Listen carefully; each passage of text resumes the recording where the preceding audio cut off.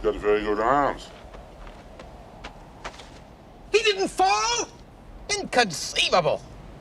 You keep using the word. I don't think it means what you think it means. Welcome back to Thinking Critical. This is Wes, and I'll be honest.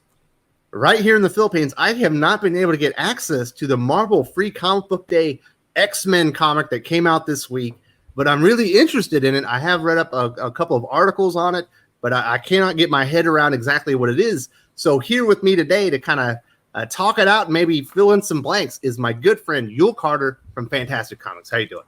I'm wonderful. How are you? I am doing great. And for those, if you're watching today and you haven't subscribed to Thinking Critical YouTube, please consider subscribing to the channel. Just go hit the button. If you end up enjoying the video, please give us a thumbs up. And if you love the verbal stylings of one Yul Carter, there will be 3 opportunities for you to subscribe to his YouTube channel, Fantastic Comics. There's going to be a link in the video description. At the 1 minute mark, there will be a little icon that you can click that will take you over to his channel so you can subscribe. And at the very end of the video, for the last 30 seconds or so, there will be another icon to where you can go and subscribe to his channel directly from there. So if you enjoyed Yul Carter, Fantastic Comics, please subscribe to his channel. But if you enjoy me, subscribe to here first. You know what I'm saying? Definitely subscribe to you first.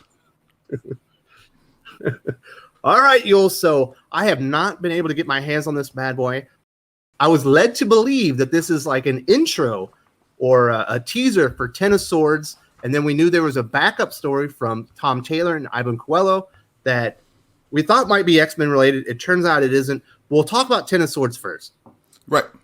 Is this a teaser for Ten of Swords? Because the only thing I'm really seeing is some pictures, and it looks like there's some alien-like beings that kind of look like they're Egyptian in nature, and it made me think of Stargate.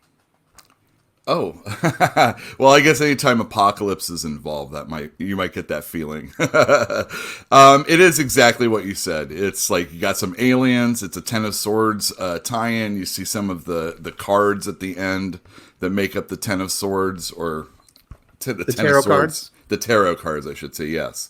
So, and then, yeah, the Ten of Swords is the last one that you see. And you see all the different characters that are associated with them. So I don't want to blow that for you. But well, definitely blow it. I'm not going to get my hands on this comic book. This is for the viewers. Let's break this bad boy apart. Okay, very good. Well, on the Judgment card, you see Apocalypse, and I don't know who else is with him. And could it be one of his original Horsemen, or yeah, you think this is an established character? I don't know. It does. It has. I'm not exactly sure. I don't know All right, so this is the problem with X-Men, and I think this is what we really want to get into. 500 characters. Well, it's not even that it's 500 characters. Is that I've been led to believe by Jonathan Hickman when he talks about the comic book that he writes on social media that you don't have to read every chapter. And now here I am going into a mini-series that's going to, how many different chapters are going to be in this thing? Like 17 or 27? No, or something it's like 27. Yeah. Holy cow. So that means I am going to all of a sudden have to read these other books. And the question is, did I need to read them all, during that time? Because I personally have only read some X-Force, New Mutants, and the X-Men series. And I've left Excalibur out. Well, you have to read Excalibur to get into Ten of Swords. It's heavily an Excalibur event. We definitely know that because Teenie Howard is kind of the co-architect, and they're drawing on a lot of the things that Apocalypse and the team in Excalibur have been doing in Otherworld or whatever the hell it's called. Mm-hmm. I'm not reading that story. I gave it up after 2 issues. So that's the problem. I don't know actually every character that's in this book right now, but Emma Frost, it looks like, is reading the tarot cards. She flips them over, and then you see the different characters that are on them. There's not really much story going on here, but, it's got some good artwork. It's got some alien languages that I'm sure Jonathan Hickman will give us a code to in the 4th or 5th issue of it. And, yeah, there you go. It's like 8 pages. It's not that big a deal. It looks all right. If you're an X-Men fan, this isn't going to sway you away from reading it. But if you're not one, or if you're like me and you haven't read all the other books, it might not do it for you. Okay, so that's the issue, because this is supposed to be a teaser for the big Ten of Swords event that starts coming out. It's either late August or early September. And this is kind of a jumping on point, maybe something to whet the appetite for readers maybe that haven't been reading X-Men. And it sounds like it's more of a cold open, kind of what we got in 10 or Powers of 10, to where it was really confusing. And if you didn't stick with it, like, it would have been easy to kind of give it up after an issue or two before everything started making sense. So I don't know if that kind of cold open, weird Jonathan Hickman storytelling really lends itself to probably the purpose of this book, which is to get people ready and excited and start ordering these comics from retailers like yourself. Right. Well, I mean, if you look at this in the lens of a free comic book day, and this is one of many Marvel books that are out, and along with DC and all the other companies, this is something you give out. And there's two things in it for someone to possibly get excited for. Maybe you're a lapsed X-Men reader and, it gets you caught up on what's going on, maybe a little excited. But if you're not an X-Men reader, I don't think it's going to do anything for a person to want to read. I mean, maybe they'll take a look at it and go, oh, this is interesting. Oh, I'm into tarot. That type of stuff. And that might be a reason to get someone that doesn't read this stuff. But I don't think, I tell people that you have to be willing to stick it out with Jonathan Hickman for the long haul. If you aren't, you're not going to, you're going to drop off. I remember, it happens anyway, anytime someone reads a series. If I'm talking as a store owner now, you see, let's say 50 people buy something for the first issue and it starts dwindling as the series goes on. But with Jonathan Hickman, he has these really cool arcs that happen, and it gets those people that were originally excited interested in it again, and then they have to get caught up. That's kind of what this book is for someone that maybe lapsed or didn't realize that he was doing this stuff. They're going to say, oh, wow, there's all this other stuff to read. I got to get in. But again, if you're not familiar with X-Men or Jonathan Hickman and the way he's doing it, this just might seem like something that's just being handed out to people. Or the fact that it's 27 issues could feel overwhelming, especially if you dropped off of Excalibur like myself. You're just not interested in New Mutants after, it didn't feel very cohesive. I didn't like the story. And I certainly fell off Marauders because I thought the jokes are bad, and I didn't like alcoholic, Kitty Pryde. It just wasn't for me. But, there's almost an expectation on Marvel and Jonathan Hickman's part that, I'm going to go and catch up all this stuff, and I'm going to go start reading things that I've already given up on. So, obviously, I will be reading Ten of Swords, but I'm not going to read all 27 issues.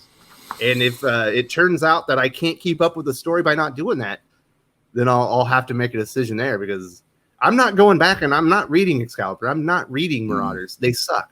Yeah. Well, and that's the thing. Jonathan Hickman purposely came out and said you did not have to read these books to get the entire series. And maybe he was talking about that, but he knew this was down the line. He maybe should have said, no, you got to read this.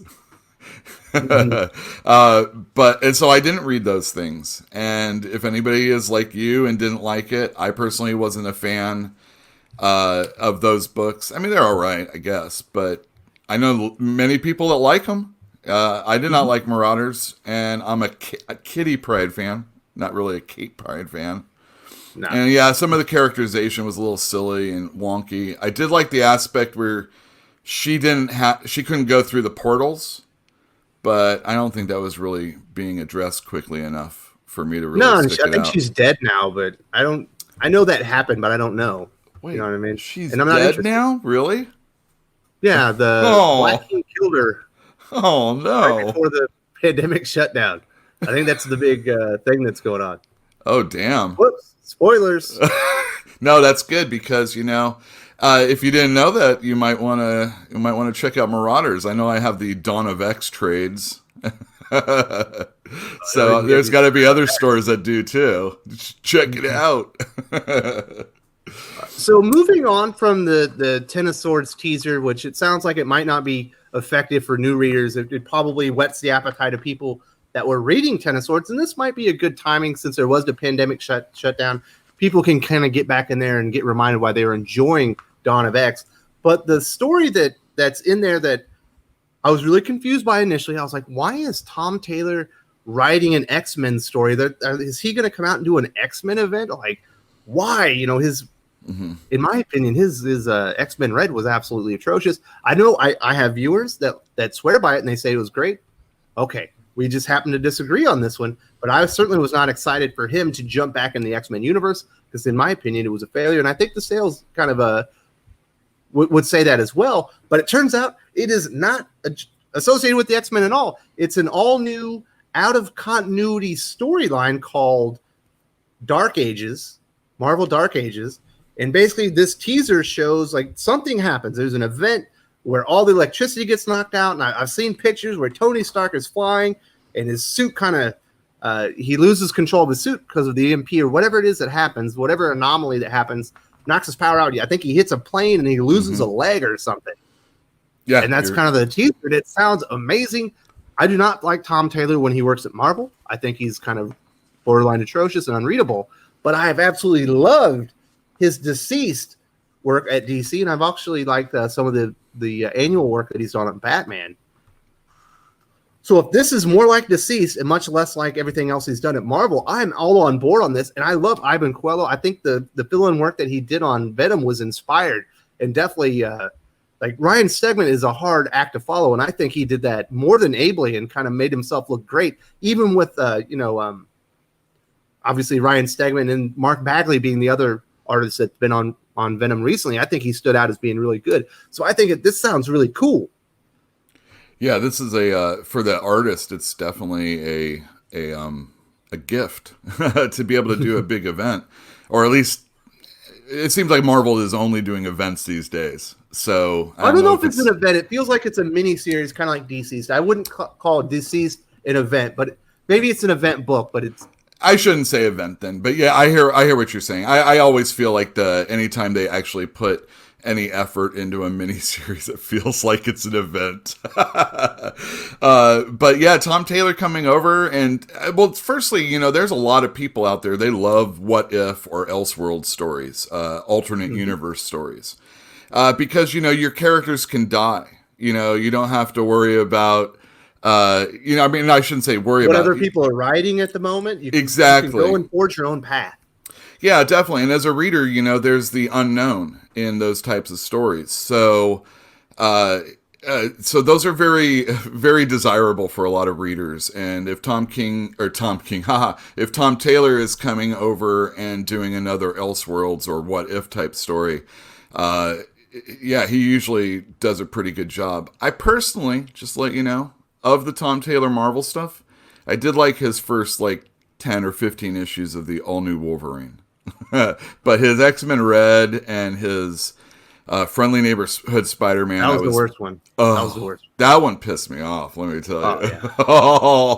But yeah, his Deceased stuff does really good. I sell it pretty well in the store, and I know a lot of people really like his work over there. So this is exciting. And this Dark Ages preview is basically Iron Man talking with Pepper Potts as he's flying through the city, and that's when the event occurs, and then all the power goes out. I guess it's like an EMP or something like that. And you're right, he hits a plane. There's a page of Captain America in here, but it's basically Tony Stark getting messed up. And now that, I think, is an exciting... I want to know what happens at the end of this one. It's not just someone flipping over cards. Yeah. There's excitement, there's action, there's oh my gosh, Tony Stark just lost his freaking leg, And what really has me excited is, when I read Deceased, and I was not excited about that because I do not like Tom Taylor. I had enough people pressuring me. They're like, man, you got to check it out. When I checked it out, I'm not a big zombie guy. Walking Dead's fine, and I've read some of that. It's enjoyable, but Marvel Zombies doesn't impress me. It doesn't get me excited to go out and read comics. That's why I wasn't all that up for Deceased. But what Deceased does, and Tom Taylor did, that really stood out and made the book feel important to me, and something I kind of have a connection with now, is there are a lot of, in the midst of this very ugly, gory story of all these zombified people with or superheroes, because of the anti-life equation and things like that, is there are a lot of very, very, very touching moments. While it might not be in continuity, the relationships felt like the character moments that we were getting between Clark Kent and John Kent, the character moments between Bruce Wayne and Damian Wayne, they felt like they were based in continuity in the relationships that they have there. So it felt much more special. Even though I know this doesn't take place in continuity, that moment felt real because it felt like something the characters would do together. If they can do something like that, whether it be one of those moments with Tony Stark and Pepper Potts, or pay off some of these relationships that we've been reading about for years, I think that just overwhelmingly elevates the story. Yes, I want the cool stuff, like in Deceased, you got Superman eating the sun and crazy stuff like that. That's all great. I definitely want to see that. But it's those character moments that make it stand out and make it worth my time investing, in these characters. And if he brings that over to Marvel, which I do not think they do very well, we do not get a lot of great character moments in Marvel Comics in general. If he can bring that over and replicate that kind of success and bring it over, I will be ecstatic and I will read every issue. Yeah, I didn't think about it that way as far as the relationships, but you're right. Even in Marvel Zombies, there was like the relationship between Peter Parker and Mary Jane, and that was pretty cool. I mean, it's not really a relationship, but because we have this connection with these characters, and I think it was around the time when they weren't really married in the comic books anymore, so it's kind of like you're getting that aspect of it. Maybe there's a situation in a comic book where someone hasn't revealed who they are to somebody, or there's an unrequited love or something like that.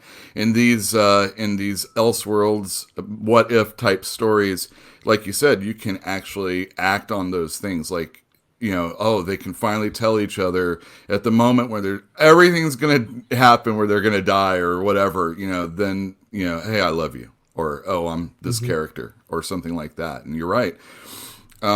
Even in those little character moments, you can explore farther those elements of the characters in Elseworlds titles than you can in the mainstream comics, because you have to maintain a sort of sameness so that over the course of decades, if your character is allowed to live that long in print, it's got to be the same for the person that read it then as opposed to how they are now, or the people that are reading it now. There has to be a commonality.